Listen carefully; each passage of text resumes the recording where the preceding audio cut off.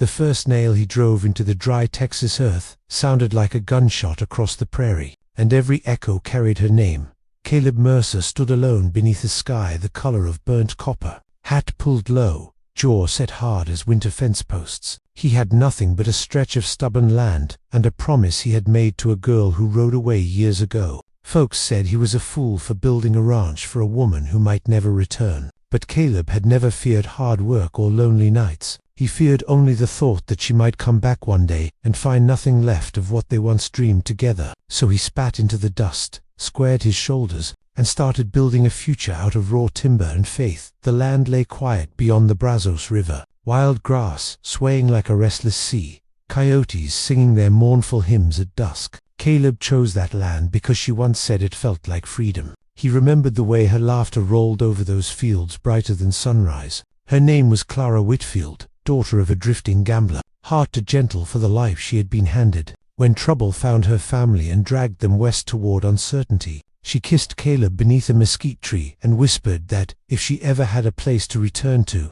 she would come home. Those words settled deep in his bones. And bones do not forget. Building a ranch from nothing takes more than muscle. It takes grit that grinds against doubt. Caleb rose before dawn each morning, the chill biting his knuckles as he hauled lumber, hammered beams, and carved out the skeleton of a house that stood firm against the endless wind. He worked through blistered hands and sunburned skin, sweat streaking trails through dust on his face. Neighbors rode by sometimes, offering half-hearted help and full-hearted warnings, telling him a man ought not tie his life to a memory. Caleb would tip his hat politely, but he never slowed his swing, because every board he raised felt like another brick laid against loneliness. Nights were the hardest. When the prairie hushed and the stars blinked like watchful eyes, Caleb would sit on the unfinished porch, boots stretched out before him, and picture Clara stepping through the gate someday. He imagined her pausing at the sight of a white-painted house, wide porch wrapped around it like open arms, a barn sturdy and red against the horizon,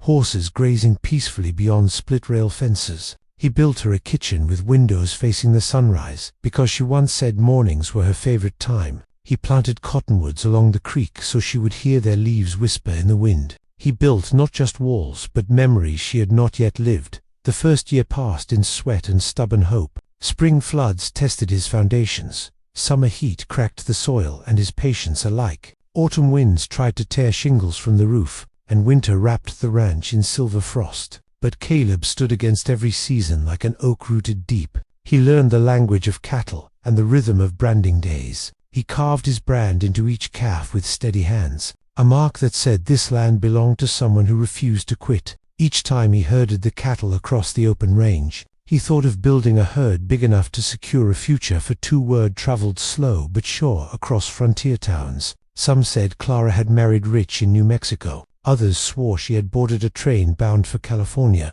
Rumors stung sharper than barbed wire, yet Caleb never chased them. He believed that if Clara was meant to return, she would follow the trail back to the place where they once counted shooting stars, instead of hunting gossip. He hunted strays, patched fences, and expanded the barn. He added a small room off the main hall, painted soft blue, though no one asked why. He told no one that he imagined it might one day hold a cradle, or perhaps simply her laughter. Years shaped him like wind shapes canyon stone. The boy who once dreamed beneath mesquite trees became a man carved from endurance. His shoulders broadened, his eyes learned to read storms before they formed. Loneliness became a quiet companion, riding beside him on cattle drives. Yet hope never loosened its grip. Sometimes travelers stopped for water, and Caleb would study each passing wagon, heart kicking like a spooked colt at the thought she might be among them. Disappointment came often, but it never broke him, because every sunrise over his ranch felt like another chance granted by the heavens. One evening, as crimson light spilled across the plains, Caleb stood at the crest of his land and looked upon what he had built. The ranch spread wide and proud, fences straight as rifle barrels, cattle grazing in golden dust, the house glowing warm against the coming night. It was more than wood and livestock. It was a testament to love that refused to fade. He rested his hands on his hips and let the wind tug at his coat. Somewhere beyond those horizons, Clara walked her own road, perhaps weary, perhaps searching, and if fate ever turned her steps back, toward Texas. she would not find emptiness or regret. She would find a man who spent years carving a haven from wild earth, a place steady as his heart, waiting for her to come home. The 4th year on the ranch began with a storm that rolled in black and heavy from the west, thunder cracking like rifle fire across the plains. Caleb Mercer stood in the doorway of the house he had built with his own 2 hands, and watched the sky churn. Rain lashed against the windows, wind tore at the barn doors, and for a moment the world felt like it might split open. He pulled his hat low and stepped into the chaos to secure what he had raised, because he had not spent years carving a promise out of dirt just to watch it wash away. Each bolt he tightened and each rope he knotted felt like defiance against fate itself, and while lightning clawed at the heavens, he whispered her name into the gale, as if Clara Whitfield might somehow hear it carried on the storm when morning finally broke. Pale and quiet, the ranch still stood, battered but unbowed, fences leaned yet held, cattle huddled close but alive. Caleb moved among them with steady hands and low murmurs, checking hooves, counting heads, mending rails. Pain throbbed in his shoulder from where a beam had struck him in the night, but he paid it no mind. He had long ago decided that hardship was the toll for loving someone who might never return. As he worked, a rider approached from the southern trail, dust rising behind him like a warning. Caleb's heart gave a sudden kick, hope flaring wild and bright before reason cooled it. Strangers came and went, but none had brought her back. The rider introduced himself as Thomas Hale, a cattle broker from Abilene, sharp-dressed and sharper-tongued. He circled the ranch with a measuring gaze, praising the herd, admiring the barn, noting the fertile stretch by the creek. Then he made his offer plain, a generous sum for the land and livestock, enough to buy Caleb comfort in town and freedom from toil. Thomas spoke of railroads expanding west, of fortunes waiting in cities where dust never settled on boots. Caleb listened in silence, eyes drifting to the house porch where he had once imagined Clara standing. The offer tempted like cool water in drought, yet selling would mean admitting she was never coming, and that was a price he would not pay. Word of the offer traveled fast. Neighbors began to question him more boldly. Some called him stubborn, others called him noble, but all agreed he was tying himself to a fading dream. Caleb bore their opinions with the same quiet endurance he bore the sun. What they did not understand was that the ranch had grown beyond a simple promise. It had become proof of the man he chose to be, steady, loyal, unyielding. Even if Clara never crossed the gate again, he would remain the kind of man who built something lasting for love, and that knowledge settled deep in his chest like bedrock. Late that summer, a wagon train rolled through the region, families seeking new beginnings in Texas soil. Caleb rode out to offer water and guidance across the rougher trails.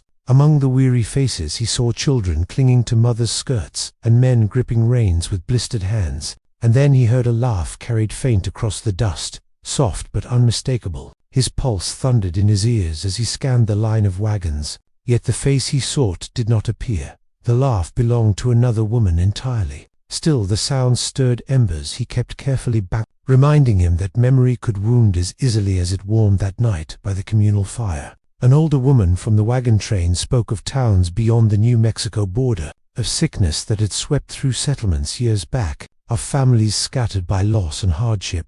Caleb listened without seeming to listen, each fragment of story twisting tight in his gut. He dared not ask directly about Clara Whitfield, fearing answers that might shatter what hope remained. Instead, he stared into the flames and let them paint her face in flickers of gold and shadow, wondering what trials she had faced since riding away, wondering if she had ever doubted his promise. Autumn arrived, draped in amber light, and with it came a letter, creased and travel-worn, delivered by a passing courier who claimed it had changed hands more times than he could count. Caleb turned it over slowly, recognizing the delicate slant of handwriting before he even broke the seal. His hands trembled, not from fear, but from the weight of years pressing upon that thin paper. Inside were only a few lines, written months before. Clara spoke of hardship, of losing her father, of drifting from town to town, and at the end she wrote that she sometimes dreamed of Texas, of a field by the Brazos River, and of a man who once promised to build something that would last.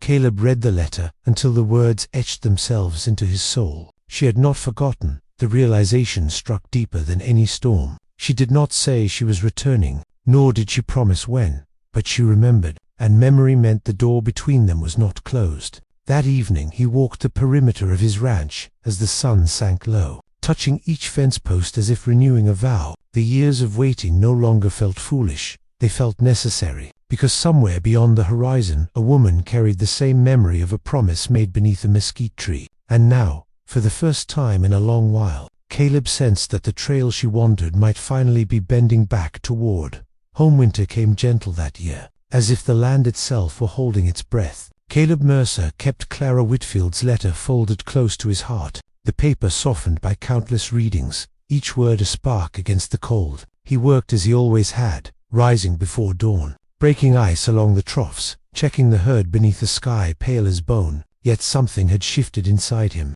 Hope no longer felt like a lonely burden. It felt shared. Somewhere beyond the wide Texas horizon she was thinking of the same river, the same field, and that knowledge steadied him more than any fence post sunk deep in clay one afternoon. As the sun dipped low and painted the prairie in bronze and fire, Caleb saw a single rider crest the distant ridge, the figure small against the vast sweep of land, dust trailing behind like a whisper. He shaded his eyes, telling himself not to leap toward dreams too quickly. Travelers passed from time to time, traders, drifters, wanderers chasing fortunes that rarely lasted. Yet this rider moved with a hesitation that tugged at his memory, pausing at the sight of the ranch below as though measuring it against a picture long carried in the mind. Caleb's pulse began to drum hard and wild in his chest. He walked forward slowly, boots crunching over dry grass, unwilling to spook the moment. The rider dismounted near the gate, hands trembling as they pushed it open, and when the hat lifted from her head, time folded in on itself. Clara stood there older, yes, weariness tracing faint lines beside her eyes, but those eyes still held the same fierce light that once matched the Texas sunrise. For a long breath neither spoke. The wind moved between them, carrying years of silence, and then she smiled, fragile but certain, and said she had followed every rumor of a ranch by the Brazos River until the trail finally led her home. Caleb closed the distance in measured steps, afraid that sudden movement might shatter the vision before him. He stopped only when he could see the shimmer of tears she refused to let fall. He told her the ranch had been waiting, that every board and beam had been raised with her return in mind. Clara looked past him at the White House, the wraparound porch, the cottonwoods lining the creek, and a sound escaped her, half laugh, half sob. She said she had feared finding nothing but empty prairie, feared he might have grown tired of waiting. Caleb answered that some men grow tired of many things, but not of keeping their word. They walked the property together as twilight settled soft upon the land. Clara's fingers brushed along fence rails and barn doors as if confirming they were real. Caleb showed her the kitchen with windows facing sunrise, and when she stepped inside, she covered her mouth in wonder. He led her to the small blue room off the hall, confessing he had never quite known what it would become, only that it felt necessary. Clara listened in silence, absorbing the years he had poured into this place. She told him of the towns she had wandered, the sickness that took her father, the nights she doubted she would ever stand on Texas soil again. Yet through every hardship she carried, the memory of a man who promised her a place to return to spring followed swift and bright. As though rewarding endurance, Clara learned the rhythm of ranch life with steady grace, rising early to ride the boundaries beside Caleb, laughter returning to her voice like rain to thirsty earth. Neighbors who once doubted now tipped their hats with new respect, seeing proof that patience can outlast rumor and regret. The ranch thrived stronger than before. Cattle multiplied, fields yielded richer harvests, and the house, once echoing with solitude, filled with shared footsteps and quiet conversations beneath lamplight. Some evenings, they would sit on the porch watching the sun sink beyond the rolling plains, Clara's head resting against Caleb's shoulder. He would tell her of the storms weathered and offers refused. She would speak of the long road that finally curved back toward him. Neither pretended the years apart had been easy, but both understood that the waiting had shaped them into people capable of guarding what they now held. Love no longer felt like a fragile spark. It felt like the ranch itself, anchored deep, built to withstand wind and drought and doubt. On the anniversary of the day he first drove a nail into Texas soil, Caleb stood once more at the edge of his land, Clara beside him, their fingers intertwined. The ranch stretched wide and proud before them, no longer just a monument to hope, but a living testament to it fulfilled. He realized then that every blister, every lonely night, every whispered prayer into empty wind had led to this moment. She had come back not to a dream half built, but to a home forged by unwavering devotion. And as the sun set in a blaze of gold across the prairie, Caleb knew he had done more than build a ranch. He had built a promise strong enough to guide her home, and together they would guard it for all the years still waiting beyond the horizon.